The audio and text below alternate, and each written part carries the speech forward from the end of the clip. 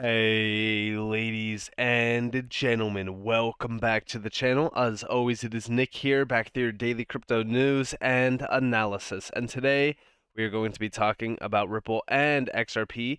So, with all of that in mind, let's just dive in and let's start off with this tweet here. So, we do see, or a Ripple win could give XRP clarity going forward, while all other crypto remains in purgatory. Now, he is quoting Charles Gasparino here, digital asset investor. And this is the same individual that did a 180 turnaround on the entire XRP community and started calling everyone conspiracy theorists, whatever. It was a really weird thing that I even talked about on this channel. I was like, I just don't know what is going on right now, because there's a lot of FUD coming out around XRP, but nonetheless, we do see bigger question Coinbase outcome of SEC Gov case versus Ripple over XRP. SEC win clearly allows Gary Gensler to apply same regulatory logic to Ethereum token. Only tradable crypto could be Bitcoin. In other words, exchanges are exactly growth businesses. Now, this is quoting a New York Post article talking about Brian Armstrong, aka the Coinbase CEO. I've talked about this many times in the past on like what could happen if the SEC does win this lawsuit. Which, in my opinion, I think that we would not only see a major downfall of crypto, but I do think that we will also see the entire industry get set back years and years and years, and who knows, right? We might not even see crypto prosper. We might actually see this entire industry get completely massacred because I've talked about it many times in the past how, the wrong type of regulations could essentially kill crypto. And I do think that that is their motive. We will talk about why here in a little bit. But when we really kind of look at what's happening here, there's a narrative being pushed that Bitcoin is like the safest crypto in crypto. Um, to me, I just don't care about Bitcoin. I don't even care about Ethereum. I've talked about this many times on this channel. In my opinion, this case is so much larger than XRP. It's so much bigger than Ripple. I really think that if you are in crypto, you should be 100% supportive of what Ripple is doing here, and what they have done in the last 2 years. Because honestly, this case it's one that will reshape the world of crypto forever. In fact, I think that Tiger Mike 15 had this perfect thread describing exactly why we are at the tipping point in the digital asset space, and why, again, people that are cheering on the SEC and saying, Ripple's this, Ripple's that, I don't even care about XRP, let's watch it burn and let it go to zero. Like, all of those people are not understanding what is happening here. Like, when we look at what the SEC is doing, first off, they did get 50% more staff in 2022, so they wanted to go after crypto hard. And I'm not talking about crypto in terms of like FTX. Oh, let's save the let's save the retail individual. No, they're here trying to fight against the entire industry. They're trying to fight against assets like XRP, trying to make sure that it doesn't see the light of day. Honestly, when we look at what's happening around this space, the SEC wants to completely destroy crypto. They want crypto gone, and I've said it time and time again. It's because they are getting paid heavily from the big bankers. This is a big problem. This is a major problem.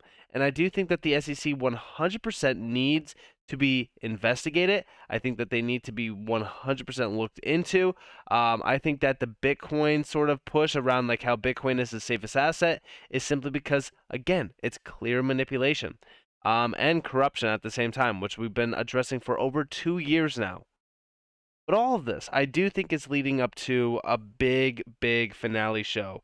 That finale show is the Hinman emails. We've been focused on the Hinman emails for a while. I know the Hinman emails, they're not exactly 100%, guaranteed to have the case completely finished, because we even talked about what Johnny Deaton recently said about the Hinman emails. He said that we would have essentially seen a settlement already if that was the case.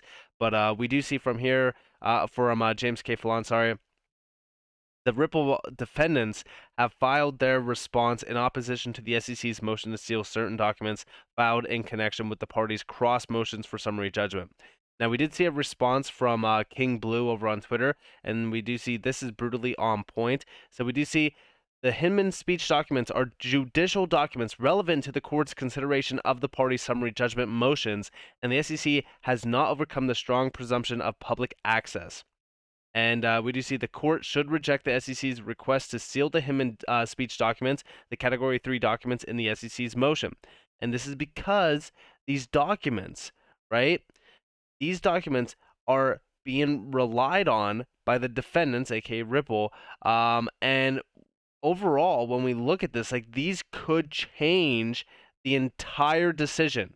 We even do see like they may have the tendency to influence the court's decision on the summary judgment motions. That's why these are so big. These Hinman emails are massive, so we need to make sure that they do see the light of day. I mean, like, what could we do as the general public? Well, we could fight. We could fight, and we can make ourselves known that we want these documents to see the light of day. If these documents do not see the light of day, there's 100% insider corruption happening at the SEC.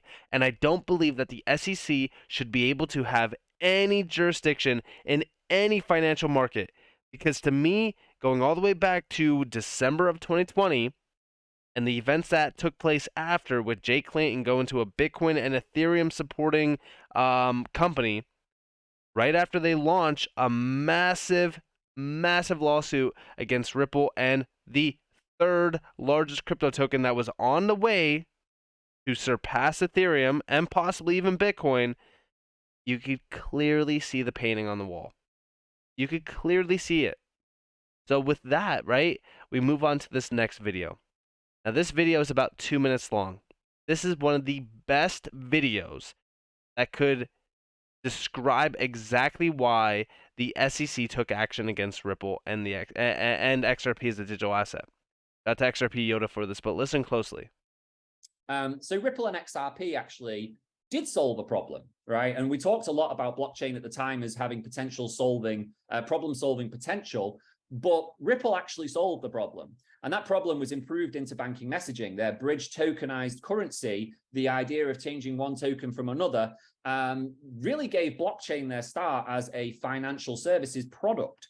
It was the fastest on the market. Transactions were settled much more quickly. It was eco-friendly. It didn't have the overheads that came with the proof of work system. It provided as a kind of bridge currency for liquidity to change currencies amongst each other, and the ability to run private side change. This earned it the nickname of the banker's coin, and that kind of made a lot of people not want to look at it, because the whole point and premise of crypto anarchy was, let's get rid of the banks. So a lot of people were just quick to dismiss Ripple because they just saw it as something that this is the banker's technology, but actually it was a problem that had been solved, and that problem was in banking. Upgrading these interpayment processing systems like SWIFT, which institutions use to move money between each other. They have a kind of four-eyed process. There's a lot of overhead in SWIFT and SWIFT Alliance Lite. The Ripple token and payment processing solved this problem, and Santander utilized it through something called OnePayFX. And actually, the institutions themselves became the very first target market for what this technology could change. And the institutions realized this. They realized we're at risk unless we become obsolete unless we begin to innovate on blockchain, because somebody else will innovate on blockchain, realize that we are dinosaurs in terms of how money markets and money positions move, and they will not use us anymore. And that's kind of what happened really with the Ripple and the SEC, is that they ended up replacing a core part of the financial backbone of the planet, and thus that threatens institutions and brings institutions, wrath essentially to the table. And yes, this is 100% why XRP, we shouldn't even say just XRP, why Ripple was targeted for utilizing XRP in their on-demand liquidity mechanism. Because not only does it take dominance away from SWIFT, which we know these big bankers love SWIFT. They are making money hand over fist from it. So when we look at this and we focus on the bigger picture, you can clearly see why there was a target on Ripple's back. And yes, this domino affected into XRP being 100% affected. And I even said it many times on this channel. The SEC They caused over $15 billion in damages to the retail sector from XRP being targeted. Not only that, but also XRP's price action was stifled greatly. Many, many millionaires would have been made in 2021 if it was not for the SEC. Now, does this mean that Ripple is finished? Absolutely not. In fact, I think that this video over here from the 43rd Treasurer of the United States, Rosie Rios, is a perfect insight on where we are headed. She explains how blockchain technology will enhance global commerce. Listen closely to this. Can I do this in a minute? Only time will tell. Hi, I'm Rosie Rios, and this is Crypto in a Minute. So, the way I think about blockchain, it's a decentralized ledger. So, how it records your transactions could be anything from, NFTs to real estate to art. And there are so many more applications that we don't even know are out there. So, as a great example, my son just started his own startup company, which is this crowdfunding portal for real estate on the blockchain. And when he explained it to me how it works, it really just opens up your eyes about all the other use cases that could be out there. And so when you have that type of kind of sophisticated technology. Think about how the world of technology has changed even in the last few years, right? Whether it's virtual reality, augmented reality, and now applied augmented reality in the metaverse. So I think that the prospects are out there. I just think it's so exciting to think about how this next generation even uses the blockchain and thinks about commerce. And I think there's just so much more to come. I did that in 59 seconds, just an FYI. And yeah, I really do believe that we are seeing the evolution of society before our eyes. And it is going to be centered around this technology. I really think that this technology will be the core infrastructure of everything. And yes, we are going to see the regulators and the big bankers and the big giants around, finance and these many markets that are getting eaten alive by crypto technology. Listen, crypto is cutting out a lot of those centralized players that are eating off of the fees, eating off of the backs of retail. But sooner than later, right, we are going to see a big shift happen.